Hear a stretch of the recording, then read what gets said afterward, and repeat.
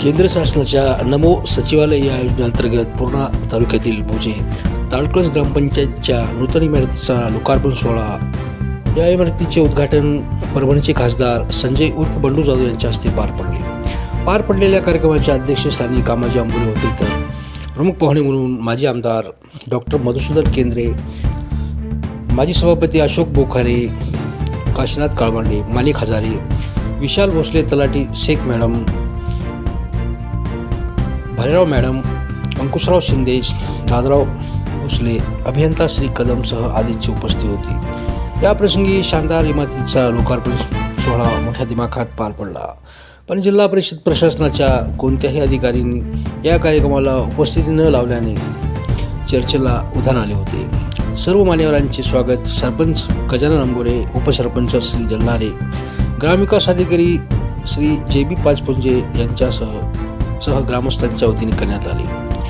कार्यक्रमासाठी अंगणवाडी ताई सौ विमल माणिक लाकडे, कालिंदा कुंडलिक सर्वदे, रंजना नारायण सलगर, उषा रामकृष्ण बिडगर, सरोजिनी पांडुरंग मोरे सह शिक्षण विभागाचे श्रृंगार पुतळे व त्यांची टीमसह विद्यार्थी वर्गाने आपला सहभाग नोंदवला होता.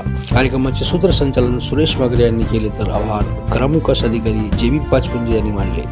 कार्यक्रमासाठी पंचक्रोशीतून ग्रामस्थांसह नागरिकांनी मोठ्या संख्येने हजेरी लावली होती. काय म्हणाले पाहूया.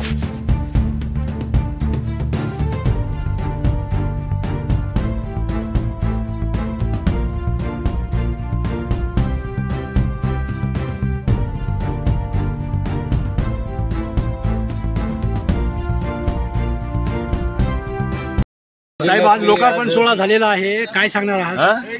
ग्रामपंचायतचा लोकार्पण सोहळा झालेला आहे, काय सांगणार आहात?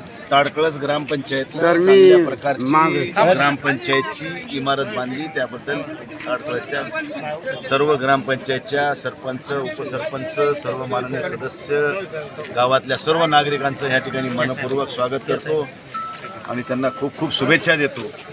चांगलं काम करा, बघा मरावे परी कीर्तिरूपी उरावे अशी म्हण आहे. त्यामुळं ग्रामपंचायतनं जे चांगले कामं केले त्याचं कौतुक केलंच पाहिजे आणि त्यांना कुठं मदत लागते ती आपण त्या ठिकाणी केली पाहिजे.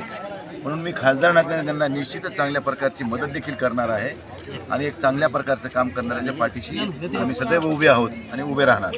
जिल्हा प्रशासन इथं अनुपस्थित होतं, काय सांगणार सर? ते जिल्हा परिषदेचा विषय आहे, आपला विषय कधी त्यामुळे काही आपले सदस्य गैरहजर काय सांगणार आहे? असं तर अजिबात नाहीये किंवा असं आमच्या तरी ऐकण्यात नाहीये. तुम्ही जर आपल्या ग्रामपंचायतीचा जो उद्घाटन सोहळा आपण केला त्याची जर तुम्ही कोनशिला पाहिली, त्याचा जर तुम्ही बोर्ड पाहिला, तर त्या ठिकाणी आम्ही प्रोटोकॉल निश्चितच पाळलेला आहे आणि डॉक्टर साहेबांनी ते आपल्या मनोगतातून सुद्धा या ठिकाणी सांगितलं. प्रोटोकॉलनुसार आम्ही पालकमंत्र्याचं सुद्धा या ठिकाणी नाव टाकलेलं आहे. पूजा मॅडम राज्यसभेच्या सदस्य आहेत, त्यांचं सुद्धा नाव आहे. या मतदारसंघाचे आमदार आदरणीय गुट्टे साहेब आहेत, त्यांचं सुद्धा नाव आहे आणि सगळ्यांना आम्ही आमंत्रित केलं. म्हणजे आम्ही असा पक्ष, हे तो पक्षाचा तो त्या पक्षाचा असा कुठलाही भेदभाव न ठेवता सर्वसमावेशक असा प्रोटोकॉलनुसार कार्यक्रम या ठिकाणी आयोजित केला होता.